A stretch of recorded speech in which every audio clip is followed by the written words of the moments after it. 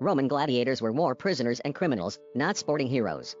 For centuries, the bloody gladiator conflicts that the Romans staged in amphitheatres throughout the empire have engrossed and repelled us. When it comes to gladiators, it is almost impossible to look away. But the arena is also the place where the Romans feel most foreign to us. The gladiator was the product of a unique environment. He can exist only within a very particular set of religious, social, legal, political and economic circumstances. It is not surprising that this is a form of spectacle we have not seen either before or since the Romans. To acknowledge this is also to acknowledge that they are only ever going to be partially comprehensible to us. Sadly, this is not a view shared by the Queensland Museum, which last week opened its new exhibition, Gladiators, Heroes of the Colosseum. The exhibition brings together 117 objects from Italian museums, most notably the collection of the Colosseum at Rome. Highlights include some extremely well-preserved and intricately decorated gladiatorial helmets and pieces of armor from Pompeii, as well as some very fine carved reliefs depicting scenes of combat.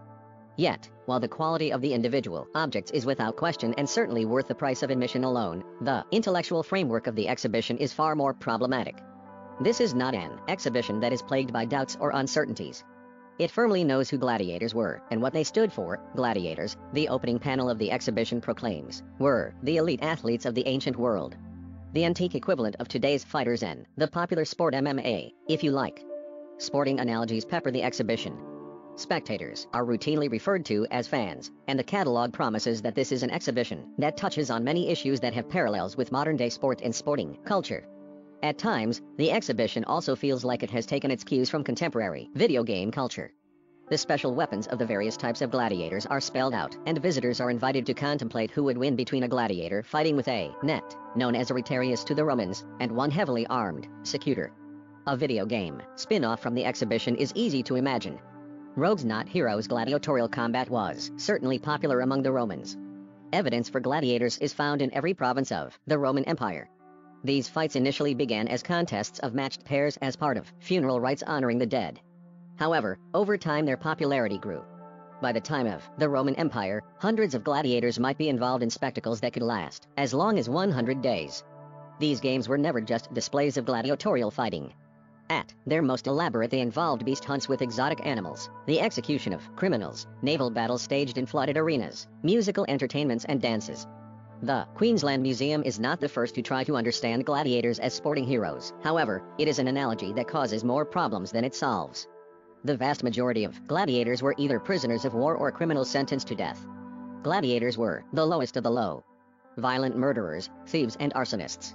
Even your most badly behaved football team at their most morally blind would have had no trouble in rejecting this crew. Gladiators in Rome were regarded as fundamentally untrustworthy and outside of legal protection. It is more useful to think of gladiators as prisoners on death row than as David Beckham with a net and trident. The section in the exhibition where children are encouraged to dress up as gladiators would have appalled any respectable Roman parent. That said, it's great fun. The Queensland Museum can't escape the lowly, servile and criminal origins of the gladiators, but it does attempt to moderate our opinion of them by suggesting that some free citizens willfully chose to be gladiators in search of eternal fame and glory. In fact, the evidence of such citizen gladiators is extremely slim. It was almost certainly extreme desperation that forced them into the arena rather than a desire to be remembered by posterity. At another point, the exhibition suggests that the crowd saw reflected in gladiators the virtues of the soldiers who guarded the empire. Such talk would have had any self-respecting Roman legionary reaching for his short sword. Gods and monsters. Representing gladiatorial combat as sport also inevitably underplays the religious dimension of the fighting. The exhibition includes some fabulous tomb paintings from the city of Paestum, which illustrate the origins of gladiatorial combat in the funerary rites for the dead. These are wonderful works that deserve to be much better known. However, they are a rare intrusion into an otherwise secular narrative. Gladiatorial combats never stopped being religious events.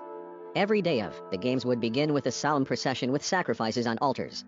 The gladiators themselves were deeply implicated in the Roman theology of the divine, death, and the relationship between mortal and immortal. These spectacles were Roman sermons written in blood.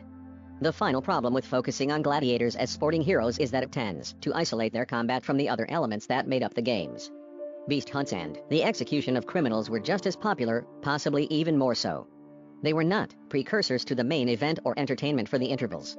The execution of criminals could involve extravagant mythological tableaus. Prisoners were dressed as Hercules and burnt alive. The fatal flight of Icarus towards the sun might be reenacted for the audience. Certainly, these elaborate, gruesome affairs captured the attention of ancient writers far more than the gladiators who accompanied them. Wealthy Romans seem far more preoccupied with obtaining suitably rare fauna for their spectacles. For the poorer members of the audience, the beast hunts had an added attraction. Often the animal meat was distributed to the audience members to take home. They were literally watching their dinner being butchered in front of them. One of the most intriguing items in the exhibition doesn't relate to gladiatorial combat but to one of these beast hunts. It is a 2nd century CE mosaic that features what appears to be a female hunter facing off a giant tiger. Who is this woman? Evidence for female hunters, like female gladiators, is practically non-existent. Is she part of some mythological tableau? A woman pretending to be an Amazon? Or a man dressed up as a woman? Is this a scene from real life at all? She is an enigma and a worthy reminder that the real secret of the appeal of Roman combat spectacle is that it raises more questions than it answers. Thanks for watch.